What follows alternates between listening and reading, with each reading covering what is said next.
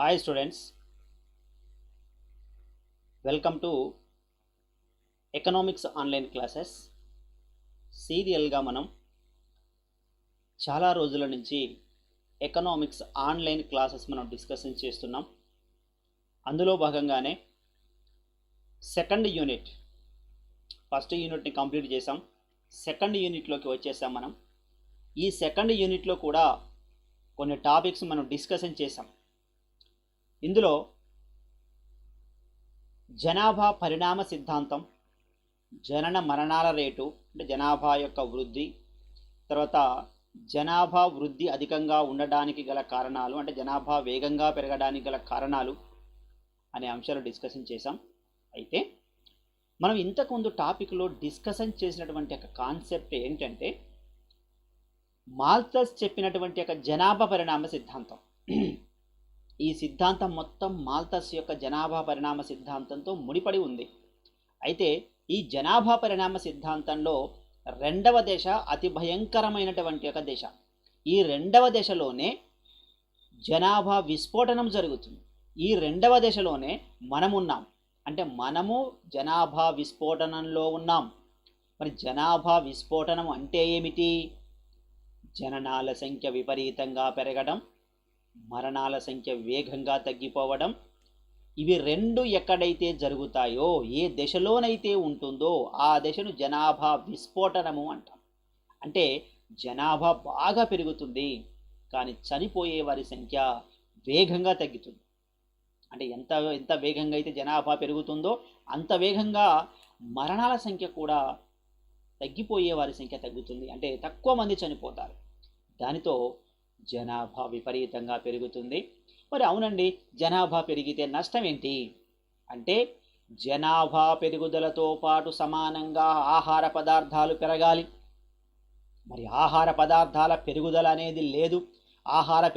పదార్థాల పెరుగుదల లేకపోతే ఆర్థిక వ్యవస్థలో ఆహార పదార్థాల అసమతుల్యం ఏర్పడి వస్తువు ధరలు విపరీతంగా పెరిగి ద్రవ్యోల్బణం ఏర్పడే అవకాశం ఉంది. కనీస అవసరాలు కాబట్టి ప్రజలందరూ తమకు వచ్చినటువంటి ఆదాయంలో తప్పనిసరిగా ఆహార పదార్థాలను కొనుగోలు చేయాలి. అలాంటప్పుడు పేదవాడు కనీస అవసరాలు కూడా తీర్చుకోలేనటువంటి యొక్క స్థితిలో ఉంటారు. ఇది ఆర్థిక వ్యవస్థకు భారంగా తయారవుతుంది. అందుకని అతి తక్కువ ధరలకి ఆహార పదార్థాలను అందించాల్సినటువంటి అవసరం ఎంతైనా ఉంది. కాబట్టి మరి ఆహార పదార్థాలను పెంచలేకపోతున్నాం. కనీసానికి జనాభా పెరుగుదలనైనా ఏం చేయాలి? తగ్గించాలి. ఎంత జనాభా పెరుగుదలను కంట్రోల్ చేయగలిగితే ఎంత మరి పోనీయండి. జనాభా ఉంది, మనం స్టార్టింగ్ క్లాస్లో డిస్కషన్ చేసాం. ఏమని? జనాభా ఎక్కువగా ఉంటే మంచిదే కదా. మంచిదే, జనాభా ఎక్కువ ఏం ప్రాబ్లం ఏం కాదు. కానీ పనిచేసే శ్రామిక శక్తి కావాలి. కానీ ఇక్కడ శ్రమశక్తి లేదు, మానవ వనరులు ఉన్నాయి. మానవ వనరులు అంటే వాస్తవంగా ఒక దేశంలో నివసించే జనాభాను మానవ వనరులు అంటాం. ఇక్కడ మానవ వనరులు అంటే వాస్తవంగా చెప్పుకోవాల్సింది శ్రమశక్తి. శ్రామికుల సంఖ్య మనం నిన్న చూసుకున్నటువంటి లెక్క ప్రకారం 60% శ్రామిక శక్తి ఉంది. 100% జనాభాకి 60% జనాభా ఉత్పత్తిని తయారు చేసి 100% జనాభాకు అందించాల్సిన అవసరం ఉంది. ఇది చాలా ఇబ్బందితో కూడుకున్నటువంటి ఒక పని. కాబట్టి శ్రామిక శక్తి పెరగాలి. మరి శ్రామిక శక్తి పెరిగితే జనాభా ఎంత ఉన్నా సమస్య ఏమీ లేదు. కానీ శ్రామిక శక్తి పెరగకపోవడం, ఉత్పాదకత లేకపోవడం అంటే ఉత్పత్తి తక్కువ ఉండడం, జనాభా విపరీతంగా పెరుగుతూ ఉండడం దానితో రెండు సమతౌల్యత సాధించలేకపోవడం ద్వారా, జననాల సంఖ్య ఎక్కువగా ఉండడం ద్వారా, ఉత్పత్తి పరిమాణము దానికి సమానంగా ఉండకపోవడం ద్వారా జనాభా విస్ఫోటనము జరుగుతుంది. There is a population explosion. మరి అవును సార్, జనాభా విపరీతంగా పెరుగుతుంది, జనాభాను తగ్గించాల్సినటువంటి అవసరం ఉంది. మరి జనాభాను తగ్గించాలంటే ఏం చేయాలి సార్? ఏ చర్యలు మనం తీసుకుంటే జనాభా విస్ఫోటనాన్ని నివారించే వీలుంటుంది అనేది మనం ఈ యొక్క వీడియోలో మనం డిస్కషన్ చేయాలి. అదే ఇక్కడ చూపిస్తున్నాను చూడండి, జనాభా విస్ఫోటన నివారణ చర్యలు. సెకండ్ లెసన్లో ఉన్న ఇది కూడా ఒక టాపికే. ఇది కూడా 10 మార్క్స్ క్వశ్చన్గా ఎగ్జామినేషన్లో అడిగాడు మీకు చాలాసార్లు. అందుకని భారతదేశంలో, ఇదంతా భారతదేశానికి సంబంధించి ఇంతకుముందు నేను చెప్పాను, సెకండ్ ఇయర్ ఎకనామిక్స్ అంతా భారతదేశమే. ఏదో ఒక చిన్న కాన్సెప్ట్ తప్ప మిగిలినదంతా భారతదేశానికి సంబంధించిందే, భారతదేశంలో జనాభాకు సంబంధించినటువంటిదే. అందుకని జనాభా విస్ఫోటనం జరుగుతుంది, పెద్ద మొత్తంలో జనాభా పెరుగుతుంది. మరి దీన్ని నివారించాలంటే ఏ చర్యలు తీసుకోవాలి, ఏ చర్యలతో మనం జనాభా విస్ఫోటనాన్ని తగ్గించవచ్చు అనేది ఈ వీడియోలో పూర్తిగా మనం డిస్కషన్ చేద్దాం. మీరు వీడియో చూసే వాళ్ళంతా లైక్ చేయండి. మీకు లైక్ చేస్తే పోయేది ఏమీ లేదు, కాకపోతే మీరు లైక్ చేస్తే వేరే వాళ్ళకి నోటిఫికేషన్ పోతుంది. సో దాంతో వాళ్ళు కూడా వీడియో చూసే అవకాశం ఉంటుంది. అందుకని మీరు వీడియో చూస్తున్నటువంటి ప్రతి ఒక్కరూ లైక్ చేయండి.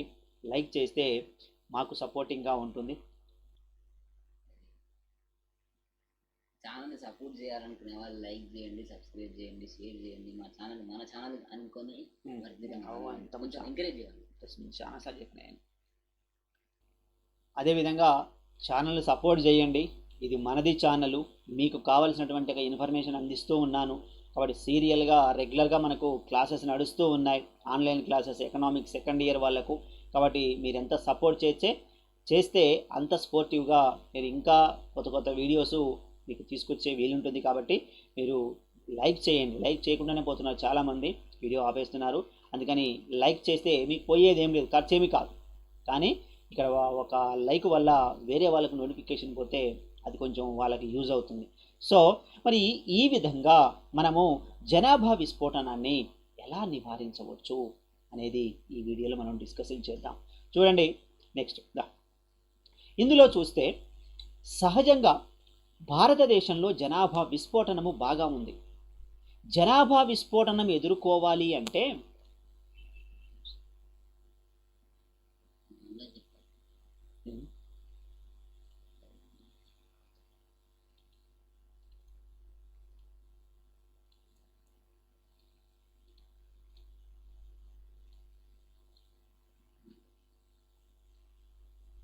భారతదేశంలో జనాభా విస్ఫోటన నివారణ చర్యలు ఏమిటి అంటే, జనాభా విస్ఫోటనము బాగా జరుగుతుంది, దాన్ని నివారించాలి అంటే ఏం చేయాలి సార్?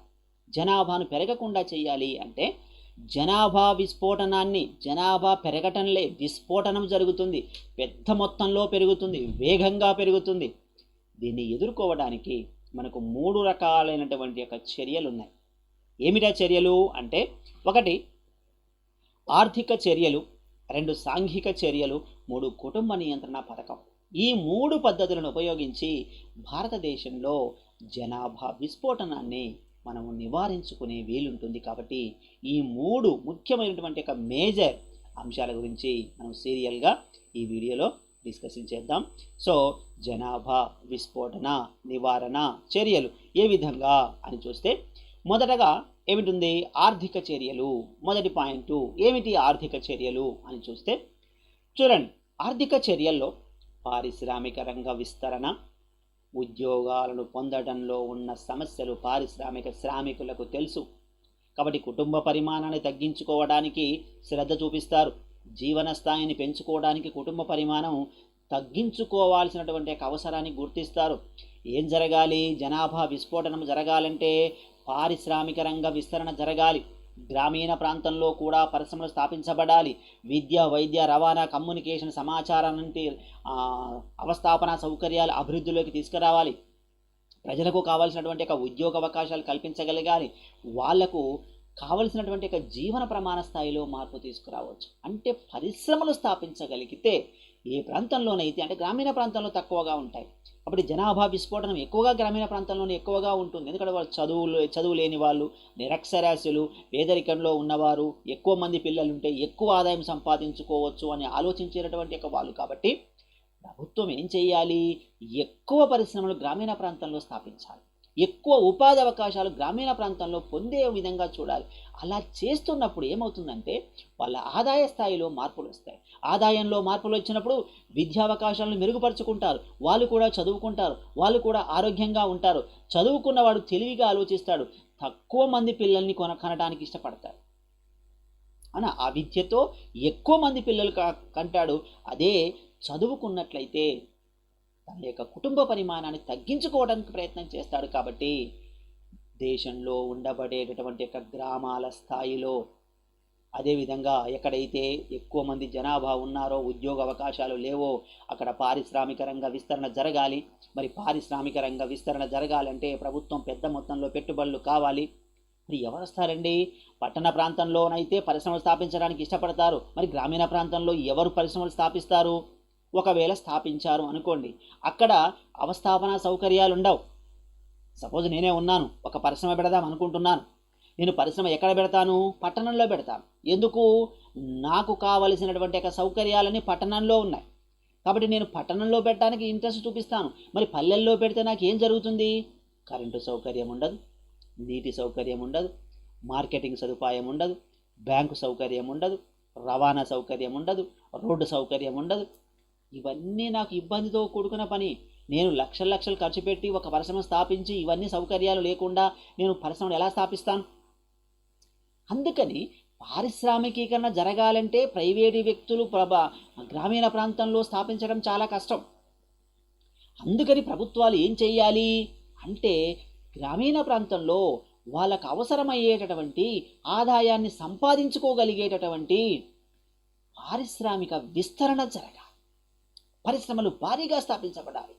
చిన్న తరహా పరిశ్రమలు స్థాపించబడాలి. స్వయం ఉపాధి అవకాశాలు స్థాపించబడాలి. వాళ్ళకు ఏ రంగంలోనైతే ఇంట్రెస్ట్ ఉందో, ఏ పనులైతే సుశిక్షితంగా చేయగలుగుతారో ఆ పనుల మీద వాళ్ళకు ఎంకరేజ్మెంట్ చేయాలి.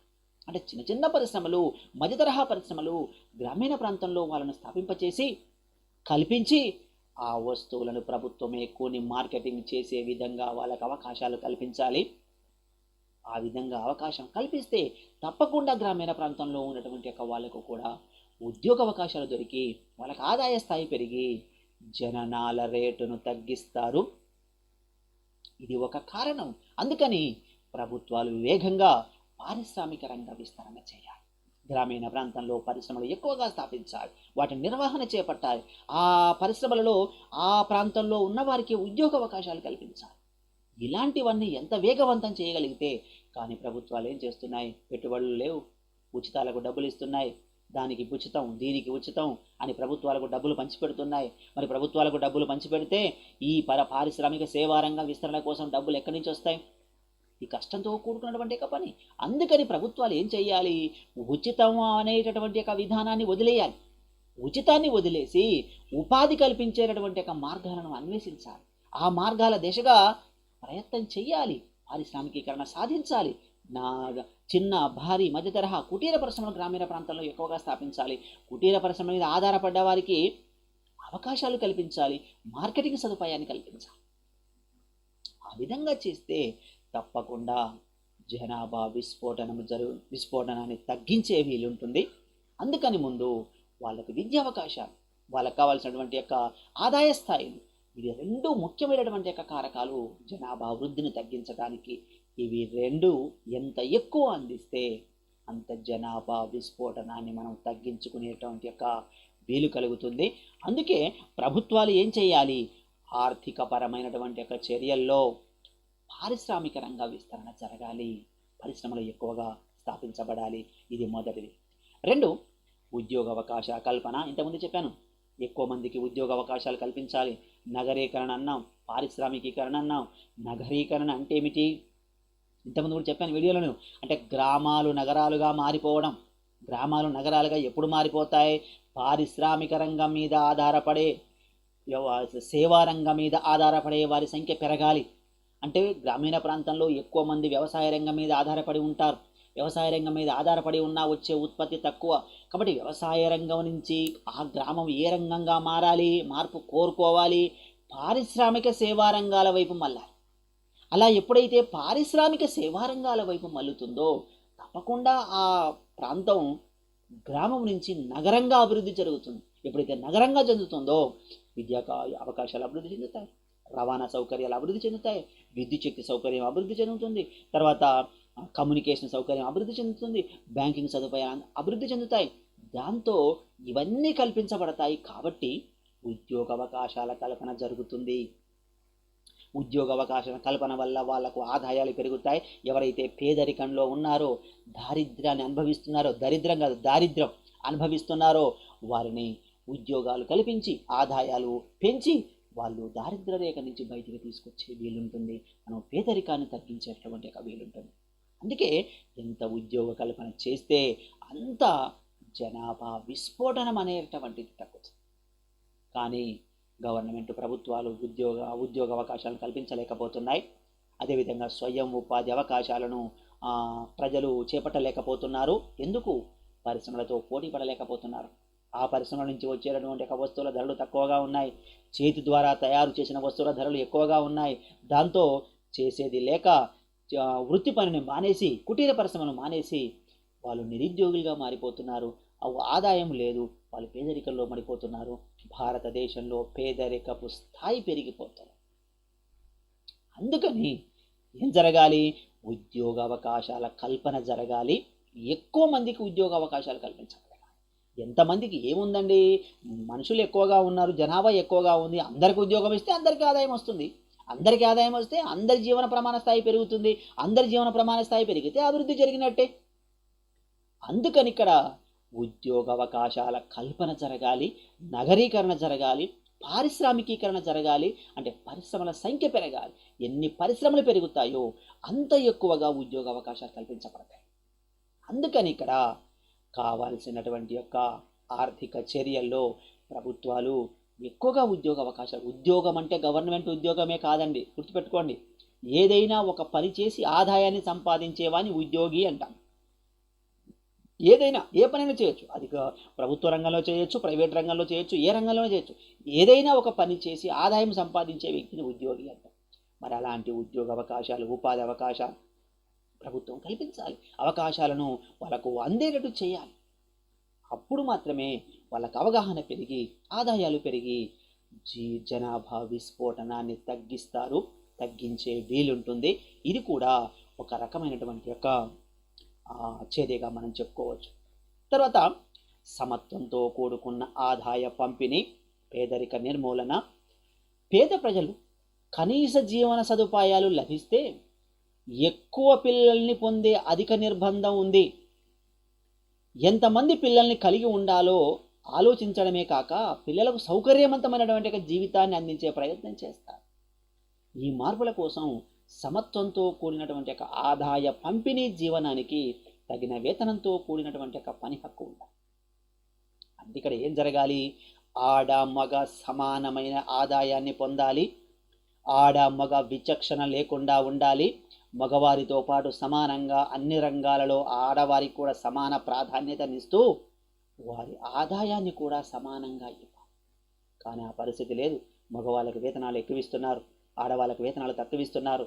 కానీ ఇది సమానత్వానికి దారి తీయటం లేదు. దానితో ఏమవుతుంది? అసమానత్వం కలుగుతుంది. అసమానత్వం ఉండటం ద్వారా వాళ్ళ యొక్క పిల్లల పర్సంటేజ్ పెరుగుతుంది. అంటే పర్సంటేజ్ అంటే జననాల రేటు విపరీతంగా పెరుగుతుంది. అందుకే ఇక్కడ ఏం కావాలి అంటే పిల్లల్ని కనేటటువంటి యొక్క హక్కు స్త్రీకి ఉంది.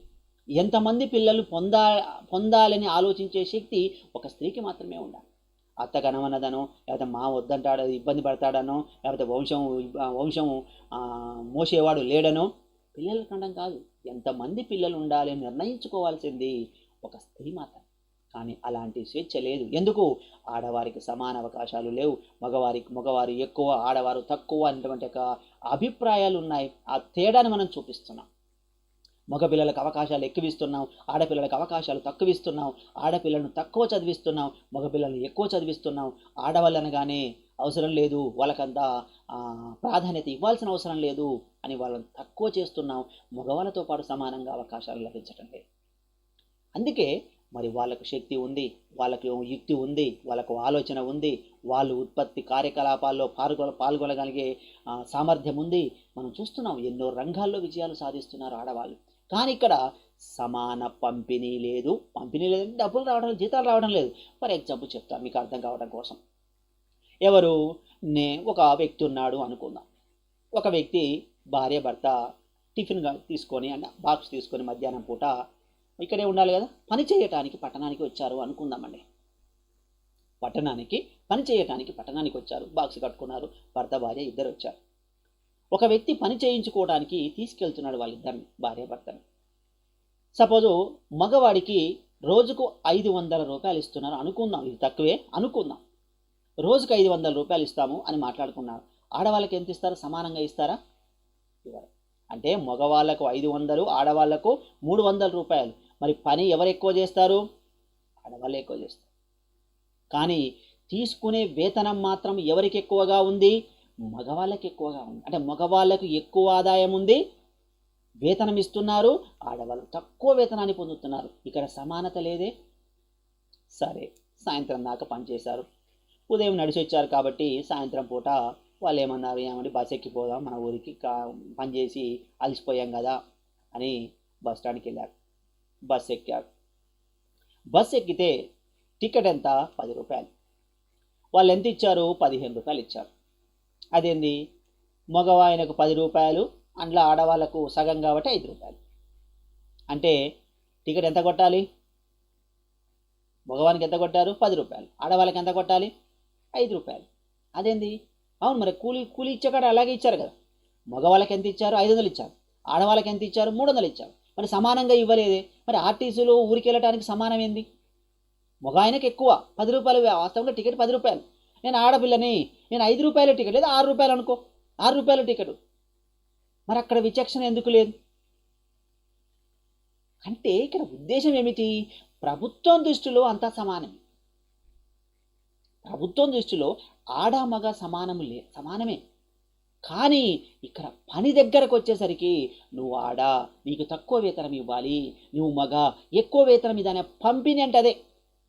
దానితో పేదవాళ్ళు ఇంకా పేదవాళ్ళు అవుతున్నారు. సపోజ్ ఆ కుటుంబంలో మగవాళ్ళకు పనిచేసే పరిస్థితి లేదు అనుకుందామండి, ఆడవాళ్ళు పనికి పోవాలి. అప్పుడు వాళ్ళ ఆదాయాలు ఎలా ఉంటాయి? తక్కువ ఉంటాయి.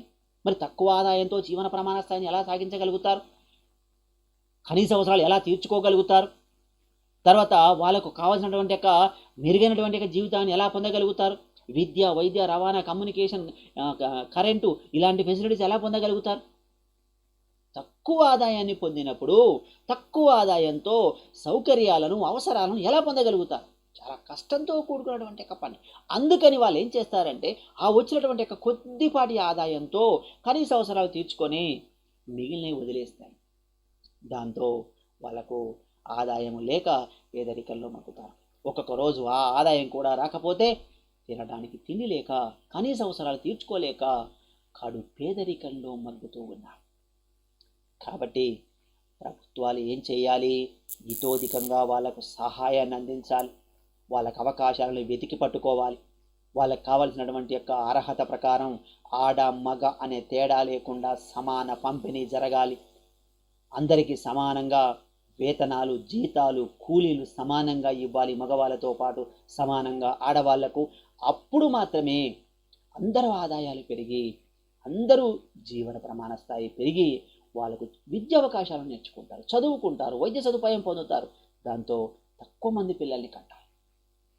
ఇది కూడా ఒక రకమైనటువంటి కారణమే.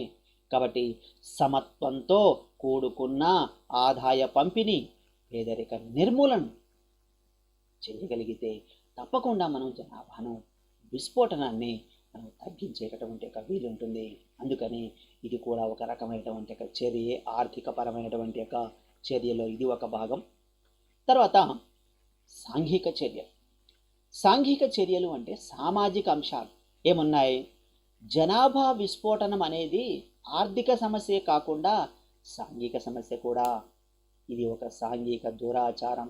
దీన్ని రూపుమాపాలి. అవునా? ఎందుకు అంటే పిల్లలు అనేవి ప్రతిరూపాలు, అది తప్పనిసరిగా ఉండాలన్న రూల్ ఏమి లేదు.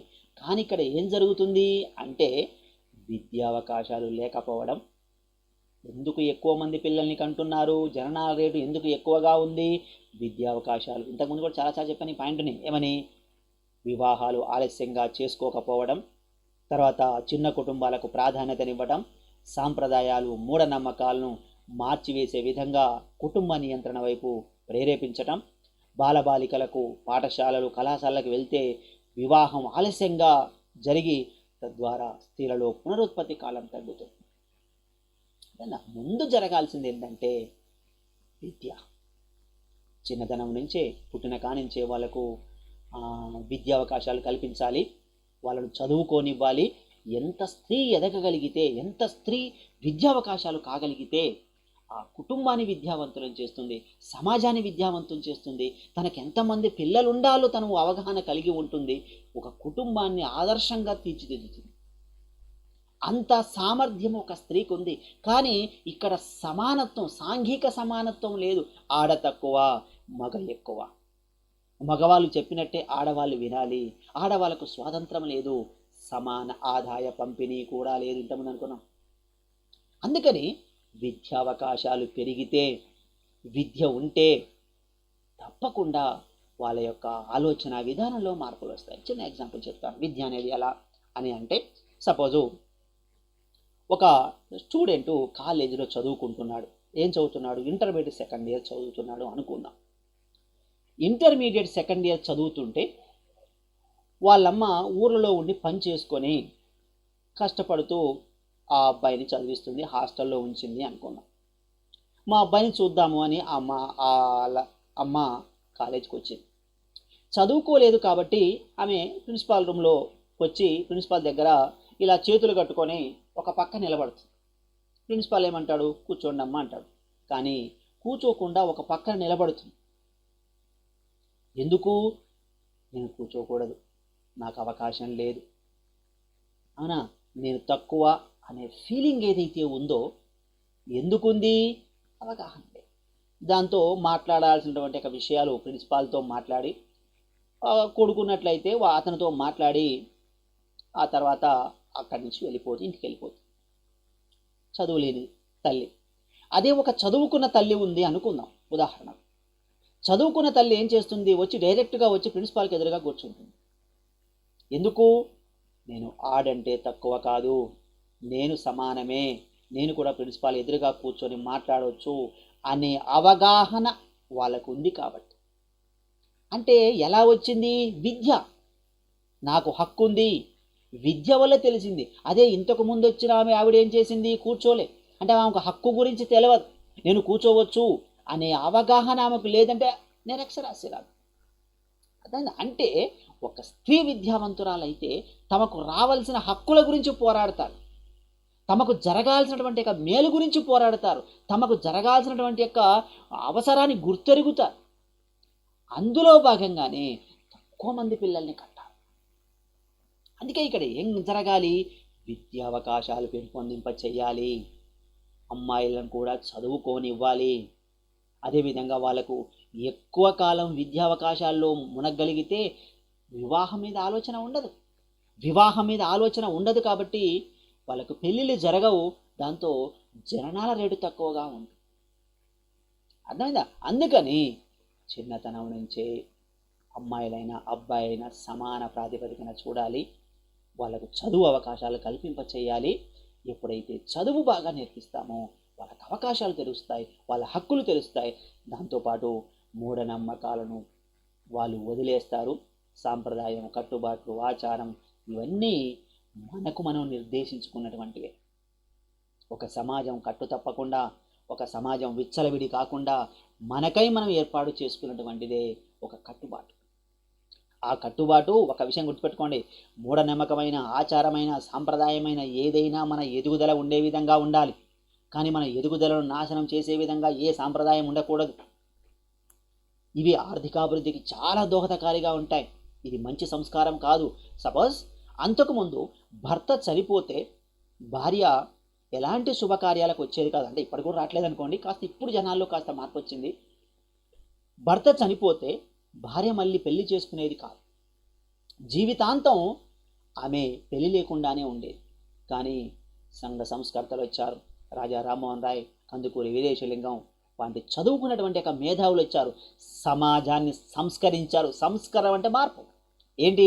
అమ్మ, ఏదైనా పరిస్థితుల్లో ఒక భర్త చనిపోతే మళ్ళీ ఆమెను విధవగా ఉంచడానికి వీల్లేదు, మళ్ళీ పునర్వివాహం చేసుకోవచ్చు.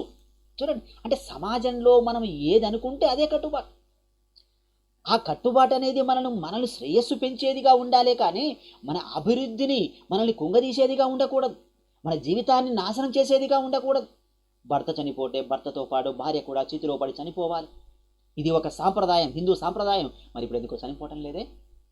అప్పుడు నిజమైనటువంటి యొక్క సాంప్రదాయం కట్టుబాటు ఇప్పుడు ఎందుకు అబద్ధం అవుతుంది? ఇప్పుడు ఎందుకు పాటించటం లేదు?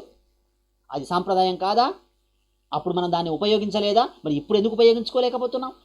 అంటే ఇక్కడ సాంప్రదాయం అనేది మనల్ని డెవలప్లోకి తీసుకురావాలి, మనకు మేలు చేసే విధంగా ఉండాలి. కానీ సాంప్రదాయాలు ఉత్పత్తిని తగ్గించే విధంగా, మన అభివృద్ధిని కుంటుపరిచే విధంగా ఉండటానికి వీల్లేదు. అందుకని ఏ సాంప్రదాయమైనా నీకు అవరోధంగా ఉంటే దాన్ని తీసి పక్కన పడి, నీ మేలు జరగకపోతే, నువ్వు దానివల్ల అభివృద్ధి జరగకపోతే ఆ కట్టుబాట్ల నుంచి పక్కకు వచ్చి. కానీ అనేక మంది నిరక్షరాస్యుల వల్ల ఈ కట్టుబాట్లను ఇప్పటికీ పాటిస్తూనే ఉన్నారు. అందుకని మరి ఇవన్నీ పోవాలి అంటే ఆడవాళ్ళు కూడా చదువుకోవాలి. ఎందుకంటే ఆడవాళ్ళ యొక్క పర్సంటేజ్ అనే అక్షరాస్యత రేటు చాలా తక్కువ, మగవాళ్ళ పర్సంటేజ్ ఎక్కువ. ఇంకా అక్షరాస్యత రేటు పెరగాలి, అవకాశాలు అందుకోవాలి, అందరికీ సమానంగా ఆడ మగ సమానం కావాలి. ఈ విధంగా విద్యావకాశాలను మనం కల్పించుకోగలగాలి. తర్వాత నెక్స్ట్ పాయింట్లో చూడండి, సాంఘిక చర్యల్లో స్త్రీల హోదా. భారత రాజ్యాంగం పురుషులకు స్త్రీలకు సమానత్వాన్ని కల్పించిన సామాజిక జీవనంలో వివక్షత ఉంది. సామాజికంగా ఆర్థికంగా పురుషుల స్థాయి కంటే స్త్రీల స్థాయి తక్కువగా ఉంది. ఇంతకుముందే అనుకున్నాం, ఆడవాళ్ళు తక్కువ, మగవాళ్ళు ఎక్కువ, ఆడవాళ్ళకు అవకాశాలు తక్కువ, మగవాళ్ళకు అవకాశాలు ఎక్కువ అనే ధోరణిలో మన సమాజం ఉంది. ఎందుకంటే పురుష ఆధిక్యత సమాజం. పురుషులు ఎక్కువగా ఉన్నారు, ప్లస్ మనం లింగ నిష్పత్తి చూసాం, పురుషుల యొక్క ఆధిపత్యం ఉంది. అంటే పురుషుల కింద స్త్రీలు ఉండాల్సిందే, అణిగిమణిగి ఉండాల్సిందే, వారి చెప్పు చేతల్లో ఉండాలి అనే సాంప్రదాయ ధోరణి ఏదైతే ఉందో అది ఇప్పటికీ కొనసాగుతూనే ఉంది. అందుకని స్త్రీల హోదా పెరగాలి. విద్య, వైద్య, తర్వాత పార్లమెంట్లో, శాసనసభలో వాళ్ళకు కూడా సమాన అవకాశాలు కల్పించగలగాలి. వాళ్ళకు కావలసిన ఆదాయాన్ని వాళ్ళే సంపాదించుకునే విధంగా, సంపాదించిన ఆదాయాన్ని ఖర్చు పెట్టుకునే విధంగా వాళ్ళ హోదా పెరగాలి. ఇంతకుముందు చెప్పాను, ఆవిడేమో సర్పంచి గెలిచింది, కానీ పనులు చేసేది మొత్తం ఆవిడ భర్త. అంటే ఓన్లీ గెలవటం కోసం మాత్రమే ఆమె ఉంది. తర్వాత ఇంట్లోకి పోయి వంట చేసుకోవాల్సిందే, మిగిలిన వ్యవహారాలన్నీ వాళ్ళ ఆయన చక్కబెడతాడు. అంటే ఇక్కడ ఉద్దేశం ఏమిటి? ఆడవాళ్ళు అనేది కేవలం ఒక అవసరానికి ఉపయోగపడతారే కానీ వాళ్ళకు ఒక మనసు ఉంటుంది, వాళ్ళకు కూడా శక్తియుక్తులు ఉంటున్నాయి, దాన్ని ఉపయోగించుకొని మనం ఆర్థికాభివృద్ధి దిశగా ప్రయత్నం చేయొచ్చు అనే ఆలోచన లేదు. దానికోసం ప్రభుత్వం ఏం చేయాలి? మగవాళ్ళతో పాటు సమానంగా ఆడవాళ్లకు కూడా అన్ని అవకాశాలను కల్పించాలి.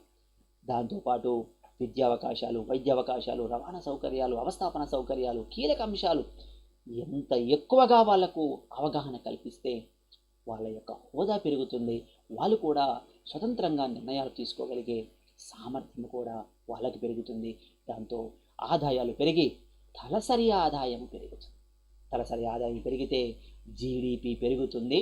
దాంతో జాతీయ ఆదాయం పెరిగి అభివృద్ధి చెందిన దేశంగా ఆర్థిక వృద్ధిలోకి మనం చేరుకుంటాం. అవునా? అందుకని స్త్రీల యొక్క హోదా పెరగాలి, వాళ్ళకు స్వతంత్రత రావాలి, వాళ్ళ నిర్ణయాధికారం ఉండాలి, వాళ్ళకి ఆర్థికాధికారం ఉండాలి. అధికారం అంటే వాళ్ళ డబ్బులు వాళ్ళే ఖర్చు పెట్టుకోగలగాలి వాళ్ళ అవసరాల కోసం. ఇలాంటి స్త్రీ పురుష సమానత్వం ఉన్నప్పుడు తప్పకుండా వాళ్ళకు జనాభా విస్ఫోటనం జరుగుతుంది. విస్ఫోటనాన్ని తగ్గించేటటువంటి ఒక వీలు. కాబట్టి ఎక్కువ పిల్లల్ని వద్దు అని స్త్రీ అంటే కావాలి అని కుటుంబ సభ్యులు అంటారు. అంటే ఆడవాళ్ళకు ఒక స్వతంత్రత అంటూ లేకుండా ఉంది, వాళ్ళకు మాటకు విలువ ఇచ్చేటటువంటి యొక్క పరిస్థితి లేదు.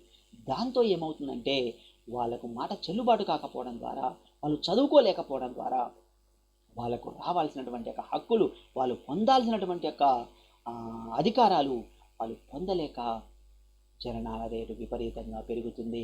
ఇది కూడా ఒక రకమైనటువంటి ఒక సాంఘిక చర్య. స్త్రీల హోదా.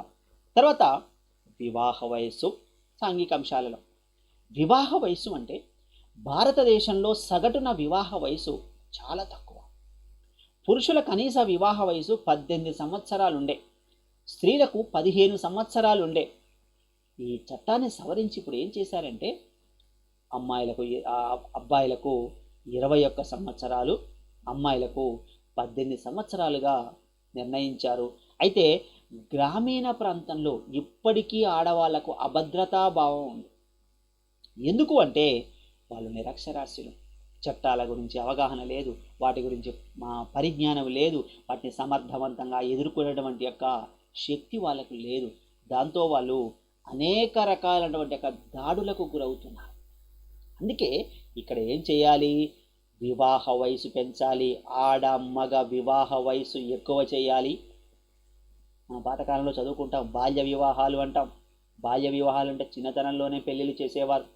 చిన్నతనంలోనే పెళ్ళిళ్ళు చేయడం ద్వారా జననాల రేటు ఎక్కువగా ఉండేది. కానీ ఇప్పుడు అవగాహన పెరిగింది, విద్యావకాశాలు పెరిగాయి, తర్వాత వాళ్ళకి ఆదాయ స్థాయి పెరిగాయి. ఇప్పుడు ఆడవాళ్ళు అమ్మాయిలు అందరూ చదువుకుంటున్నారు అనా అమ్మాయిలు చదువుకుంటున్నారు కాబట్టి ఆలస్యంగా వివాహం చేసుకుంటున్నారు కాబట్టే జననాల రేటు తగ్గింది. ఇది ఇంకా పెరగాలి అంటే అవగాహన శక్తి పెరగాలి. పెళ్లి చేసుకుంటున్నాం, భర్త అంటే ఏంటి, కుటుంబం అంటే ఏంటి, తర్వాత ఫ్యామిలీ అంటే ఏంటి, పిల్లలంటే ఏంటి, ఒక అవగాహన స్త్రీలో రావాలి. అలా ఉన్నప్పుడు మాత్రమే వివాహం చేసుకోవాలి. అంతేకాని ముక్కుపచ్చలారని వయసులో వివాహం చేస్తే ఆ వివాహానికి అసలు అర్థమేముండదు. జననాల రేటు పెరగడం తప్ప దానివల్ల పెద్దగా ప్రయోజనం అంటే ఏమీ ఉండదు. అందుకని మరి ఇవన్నీ పోవాలంటే ఏం చేయాలి? ప్రజల యొక్క విద్యావకాశాలు పెరగాలి, అందరూ చదువుకోవాలి, అందరి ఆలోచన సరళి పెరగాలి. అది పెరగాలంటే ప్రభుత్వం ఇతోధికంగా వాళ్ళకు కావలసిన విద్యావకాశాలను అభివృద్ధిలోకి తీసుకురావాలి, అవకాశాలను ప్రొవైడ్ చేయాలి. అందుకే 14 సంవత్సరాలలోపు బాలికలందరికీ నిర్బంధ ప్రాథమిక విద్య అమలు చేస్తుంది ప్రభుత్వాలు. తప్పనిసరిగా చదువుకోవాల్సిందే, అబ్బాయి అయినా అమ్మాయి అయినా చదువుకోవాల్సిందే.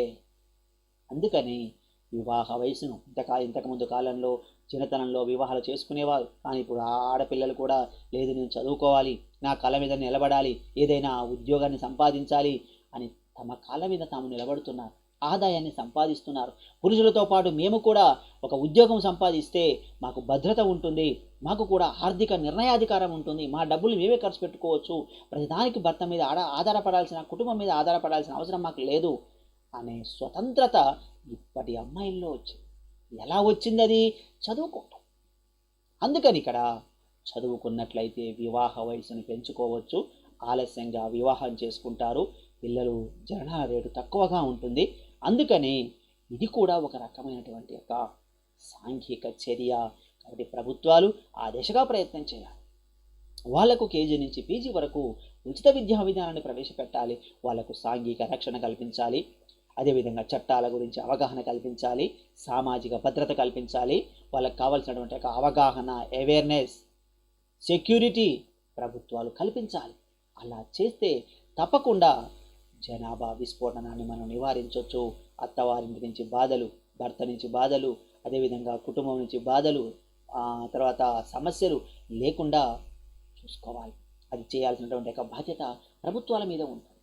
అలా ఒక స్త్రీని స్వతంత్రంగా బతకనివ్వగలిగితే, ఆర్థిక నిర్ణయాధికారంతో బతకనివ్వగలిగితే, విద్యావకాశాలతో బతకనివ్వగలిగితే తప్పకుండా దేశంలో ఆలోచనలో మార్పు వస్తుంది, జననాల రేటు విపరీతంగా తగ్గేటటువంటి ఒక వీలుంటుంది. కాబట్టి వివాహ వయస్సు స్త్రీ పురుషులలో బాగా పెంచాలి.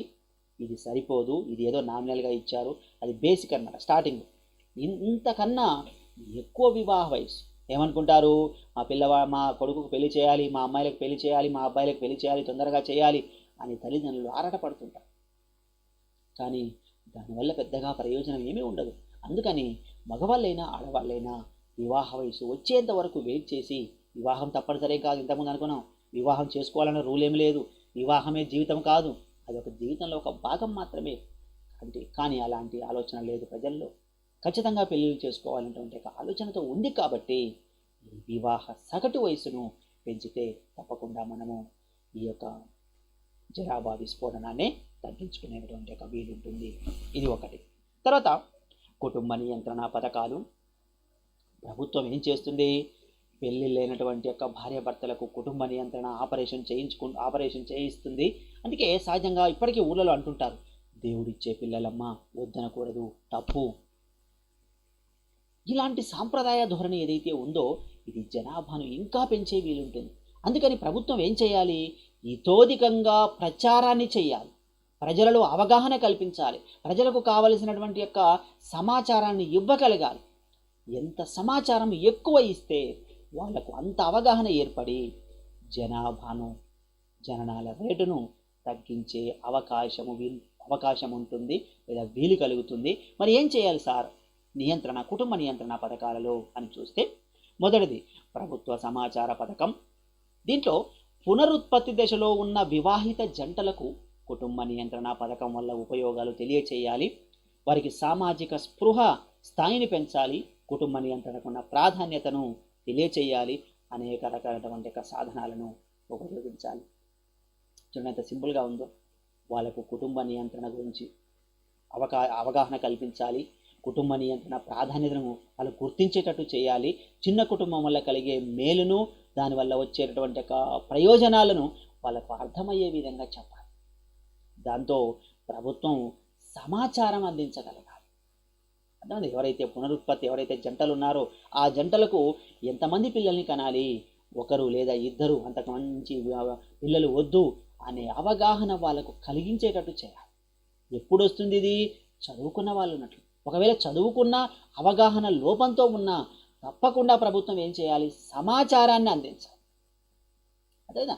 కాబట్టి వాళ్ళకు సామాజిక స్పృహను కల్పింపచేసి జననాల రేటును తగ్గించే విధంగా, కుటుంబ నియంత్రణకు ప్రాధాన్యత ఇచ్చే విధంగా రకరకాల సమాచార మాధ్యమాలు, టీవీలు ఉన్నాయి, రేడియోలు ఉన్నాయి, పేపర్లు ఉన్నాయి, హ్యాండ్ పేపర్లు ఉన్నాయి, గవర్నమెంట్ హెల్త్ వర్కర్స్ ఉన్నారు. మరి వీళ్ళందరి ద్వారా వాళ్ళకు అవగాహనను కల్పించాలి. అలా వాళ్ళకు అవగాహన కల్పిస్తే తప్పకుండా వాళ్ళు సహకరించి జననాల రేటును తగ్గించే వీలు కలుగుతుంది. అందుకని జననాల రేటును తగ్గించుకోవచ్చు కుటుంబ నియంత్రణ పథకాలను ప్రవేశపెట్టి. తర్వాత ప్రోత్సాహకాలు, నిరుత్సాహకాలు ఏం చేయాలి? కుటుంబ నియంత్రణ కనుక చేయించుకుంటే ప్రభుత్వం చేసేది అదే, నగదు ఇస్తుంది. అంటే ఆపరేషన్ చేయించుకున్న వారికి, ఎవరు? కుటుంబ నియంత్రణ, పిల్లలు కలగకుండా చేయించుకునేదాన్ని కుటుంబ నియంత్రణ ఆపరేషన్ అంట. అలాంటి వారికి ప్రభుత్వం నగదిస్తుంది. అదేవిధంగా కేసీఆర్ కిట్, ఇప్పుడు తెలంగాణ రాష్ట్రంలో కేసీఆర్ కిట్ అంటాం, అదే తెలంగాణ రాష్ట్రంలో నగదు బహుమతులు ఇస్తున్నారు. అంటే ఇక్కడ ఏం చేయాలి? మేము ఆపరేషన్ చేయించుకుంటే మాకు డబ్బులు వస్తాయి, ఆపరేషన్ చేయించుకుంటే ఆ పిల్లలు పెంపకానికి, పుట్టిన పిల్ల పెంపకానికి కావాల్సినటువంటి సామాగ్రి అంతా ఆ కిట్లో ఉంటుంది, అలాంటి వస్తువులు వస్తాయి అనే ఉద్దేశంతో, ఆ ప్రోత్సాహంతో చాలామంది ఏం చేస్తున్నారు? కుటుంబ నియంత్రణ ఆపరేషన్ చేయించుకుంటున్నారు. అంటే పిల్లలు కలగకుండా ఆపరేషన్ చేయించుకుంటున్నారు. ఇలాంటివన్నీ ప్రోత్సాహకాలు ఇవ్వాలి. అదేవిధంగా నిరుత్సాహకాలను కూడా ప్రవేశపెట్టాలి. ఏం చేయాలి?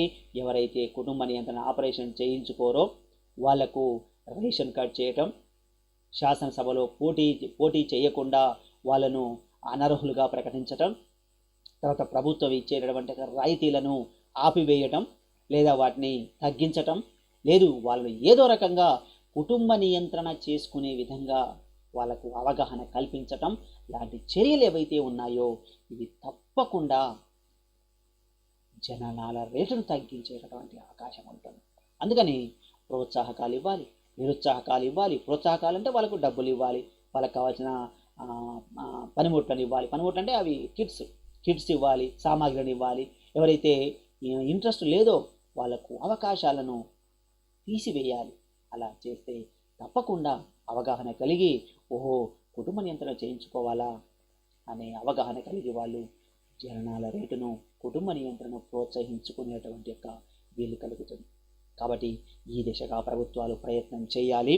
అది కూడా ఒక అంశం. తర్వాత కుటుంబ నియంత్రణ కేంద్రాలు, ప్రభుత్వం ఏం చేయాలి? కుటుంబ నియంత్రణ కేంద్రాలను ఏర్పాటు చేయాలి. ఆపరేషన్ సెంటర్స్ చేయాలి. ఎక్కడ చేస్తున్నారు, ఏ టైంలో చేస్తున్నారు, ఏ విధంగా చేస్తున్నారు అనే అవగాహన కల్పించాలి. ఇంకొకటి, మనకు ఆడవాళ్ళే ఆపరేషన్ చేయించుకోవాల్సిన అవసరం లేదు, మగవాళ్ళు కూడా ఆపరేషన్ చేయించుకోవచ్చు. కానీ ప్రస్తుతం ఉన్నటువంటి సమాజంలో మగవాళ్ళు ఆపరేషన్ చేయించుకోవడానికి కుటుంబ సభ్యులు ఒప్పుకోరు. ఎందుకంటే మగవాడు బయటికి వెళ్తాడు, పనులు చేస్తాడు, మగవాళ్ళకి ఆపరేషన్ వద్దు అని డిస్కరేజ్ చేస్తాడు. కానీ ఆడవాళ్ళే ఆపరేషన్ చేయించుకోవాల్సిన అవసరం లేదు, మగవాళ్ళు కూడా చేయించుకోవచ్చు. కానీ వాళ్ళకు అవగాహన లేదు, అవగాహన కల్పించేవారే లేదు. అర్థమైందా? కాబట్టి ఈ కుటుంబ నియంత్రణ కేంద్రాలను ఏర్పాటు చేసి ఆ కుటుంబ నియంత్రణ కేంద్రాలకు ఆడవాళ్ళని తీసుకొచ్చి పిల్లలకి ఒక పాప బాబు అయిన తర్వాత, అమ్మ నువ్వు ఇంకొక పిల్లవాడిని కనడానికి అవకాశం లేదు, నువ్వు ఒక్క పిల్లవాడితో సంతృప్తి చెందు, లేకపోతే ఇంకా జననాల రేటు పెరుగుతుంది, నీ ఈ ఈ ఒక్క పాప చాలు అనే విధంగా వాళ్ళను మోటివేషన్ చేయాలి, వాళ్ళకి అవగాహన కల్పించగలగాలి. అలా చేయగలిగినప్పుడు తప్పకుండా వాళ్ళు ఆ అంశాన్ని పరిశీలించి, అవునా ఇన్ని సమస్యలు ఉంటాయా, ఎక్కువ మంది పిల్లలు ఉంటాయి, ఇన్ని కష్టాలు ఉంటాయా అని వాళ్ళు అవగాహన కలిగి తప్పకుండా జననాల రేటును తగ్గించే వీలుంటుంది. కాబట్టి కుటుంబ నియంత్రణ కేంద్రాలను ఏర్పాటు చేసి గ్రామీణ ప్రాంతంలో లేదు పట్టణ ప్రాంతంలో వాళ్ళని కేంద్రాలకు తీసుకువచ్చి వాళ్ళను ఆపరేషన్ అంటే కుటుంబ నియంత్రణ ఆపరేషన్ పిల్లలు కలగకుండా ఆపరేషన్ చేయించాల్సినటువంటి అవసరం ఎంతైనా ఉంది. ఆ దిశగా ప్రయత్నాలు చేయాల్సిన అవసరం ఉంది. అందుకని కుటుంబ నియంత్రణ ఆపరేషన్ చేయించుకోవాలి, కేంద్రాలను ఏర్పాటు చేయాలి. తర్వాత 4వది పరిశోధన. జననాలు పెరుగుతున్నాయి, మరణాలు తగ్గుతున్నాయి, మరి జననాలు పెరగకుండా ఏం చేయాలి, పునరుత్పత్తిని తగ్గించే ప్రయత్నాలు ఏం చేయాలి, ఇంకా వాటి మీద పరిశోధన చేయాలి. ఎందుకంటే బలవంతంగా తీసుకొచ్చి ఆపరేషన్ చేసే పరిస్థితి కాదు, ఎందుకంటే అది మానసిక సమస్య. పిల్లలు ఎక్కువ తక్కువ ఉంచడం అనేది ప్రజల యొక్క ఇష్టం మీద ఆధారపడి ఉంటుంది. అది బలవంతంగా ప్రభుత్వం చేసేది కాదు. మరి ప్రజలు ఆలోచనతో వివేకంతో చేయాలి. కాబట్టి అలా వాళ్ళు చేయటం లేదు. కాబట్టి ఇంకేదైనా మార్గం ఉందా మనం జననాల రేటును తగ్గించుకోవడానికి అని ఆలోచన చేస్తూ, వాటికి కావలసినటువంటి రీసెర్చ్ చేస్తూ జనన మరణాల రేటును ఎలా మనం కంట్రోల్లో ఉంచుకోవాలి అనే అవగాహన ప్రజలకు కల్పిస్తూ ప్రభుత్వాలు కూడా కొత్త పరిశోధన మీద దృష్టి పెట్టాల్సినటువంటి అవసరం ఎంతైనా ఉంది. ఆ దిశగా చేస్తే తప్పకుండా ఈ యొక్క జనాభా విస్ఫోటన తగ్గేటటువంటి వీలుంటుంది. కుటుంబ నియంత్రణను ఎక్కువగా మనం ఎంకరేజ్ చేసుకోవాల్సిన అవసరం ఉంటుంది. జనాభాను మనం తగ్గించుకోవచ్చు. సో వ్యూవర్స్, మీరు లైక్ చేయండి. వీడియోస్ అన్నీ మీరు లైక్ చేస్తే ఎక్కువ మందికి ఉపయోగపడతాయి. సో ఈ వీడియో పూర్తిగా మీరు చూశారు, ఇది మీకు నచ్చుతుందని భావిస్తున్నాను. వ్యూవర్స్, ఇంకా మీకు క్లాసెస్ అనేవి రెగ్యులర్గా జరుగుతూ ఉంటాయి. మీరు మీ టైంకి వచ్చి క్లాసెస్ వినండి. మీకు ఎవ్రీ సండే మీకు ఆన్లైన్లోకి వస్తాను, మీకు కావాల్సిన డౌట్స్ అన్ని క్లారిఫై చేస్తాను. కాబట్టి మీరు క్లాసెస్ ఇది వింటే, ఎందుకంటే ఇది మీకు ఉపయోగం. ఎందుకంటే క్లాసెస్ మనకు తొందరలో స్టార్ట్ అవుతాయి, కాలేజీలు కూడా తొందరలో స్టార్ట్ అవుతాయి. స్టార్ట్ అయ్యేటప్పుడు మీరు అడ్వాన్స్లో ఉంటారు, అప్పుడు ఇబ్బంది పడతారు. దాదాపు వేరే గురుకుల కాలేజీలో క్లాసెస్ నడుస్తూనే ఉన్నాయి. మరి దాంతోపాటు ఒకటేసారి మార్చిలో ఎగ్జామ్ అన్నాడు అనుకో, ఇది ఏప్రిల్లో ఎగ్జామ్ అన్నాడు అనుకో, అప్పుడు మీరు ఇబ్బంది పడతారు. ఇది ఉచిత సర్వీస్, మీకు ఫ్రీగా దొరుకుతుంది, ఎలాంటి కష్టపడాల్సిన అవసరం లేదు. కాబట్టి మీరు సబ్స్క్రైబ్ చేసుకొని మీరు ఈ వీడియోస్ అన్ని సీరియల్గా మీ టైం మీకు కేటాయించాను. తెలుగు మీడియం వారికి మనకు 8 PM రాత్రి 8 గంటలకు, ఇంగ్లీష్ మీడియం వారికి మధ్యాహ్నం 3 గంటలకు మీకు రెగ్యులర్గా ఈ క్లాసెసే మీకు నడుస్తుంటాయి. కాబట్టి దీన్ని ఉపయోగించుకొని మీరు ఎక్కువ మార్కులు పొందవలసిందిగా నేను భావిస్తున్నాను. కాబట్టి వ్యూవర్స్, మీరందరూ ఇంకా మీ ఫ్రెండ్స్ ఉన్నారు, తర్వాత మీరు లాస్ అయ్యారంటే తర్వాత మళ్ళీ ఇబ్బంది అవుతుంది. మీరు కాన్సెప్ట్ని అర్థం చేసుకోలేరు. మనం సులభంగా ఈజీగా అర్థమయ్యే విధంగా మనం కాన్సెప్ట్ చెప్పుకుంటున్నాం. కాబట్టి ఈ కాన్సెప్టు మీకు తప్పనిసరిగా ఉపయోగపడుతుంది. ఇటు ఆంధ్ర వాళ్ళకు ఉపయోగపడుతుంది, ఏపీ వాళ్ళకు ఉపయోగపడుతుంది, మరియు తెలంగాణ వారికి కూడా ఉపయోగపడుతుంది. ఈ కాన్సెప్ట్లే ఉంటాయి. ఇవి ఆల్రెడీ గవర్నమెంట్ కాలేజీలో ఆన్లైన్ క్లాసులు నడుస్తూనే ఉన్నాయి, జూమ్ ద్వారా, గూగుల్ మీట్ ద్వారా నడుస్తూనే ఉన్నాయి. కాబట్టి ఇది మీరు నేర్చుకుంటే తప్పకుండా దీనివల్ల మీకు బెనిఫిట్ అవుతుంది. సో వ్యూవర్స్, మీరు ఎప్పుడూ ఛానల్ని చూస్తూ ఉండండి, లెసన్స్ వింటూ ఉండండి. Thank you very much.